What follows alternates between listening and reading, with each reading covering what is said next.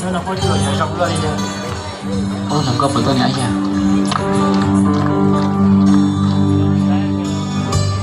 ？Rõ không có tuần này nha. Wow, sexy quá luôn. Ây da, của tớ tụi tao cần đó. Wow, chả sexy quá luôn. Chọn ăn cái gì?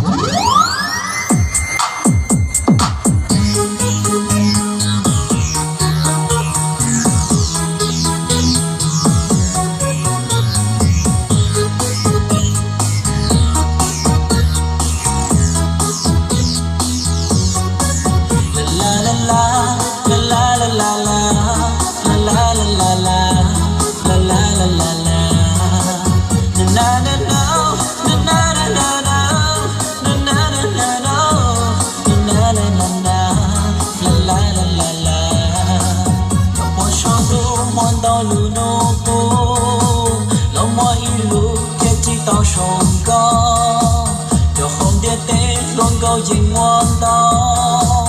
lo coi lên thế lý ra sông cao cái gió đủ cho lo gió nâng du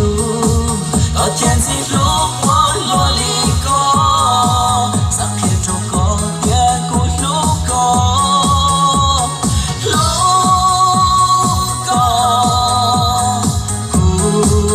lúc co cậu qua bao nó lúc xưa nơi xa xa đã chỉ trao có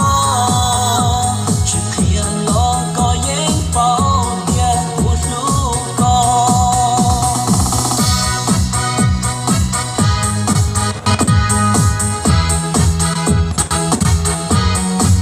chỉ lý do lo cũng chỉ tao phá cho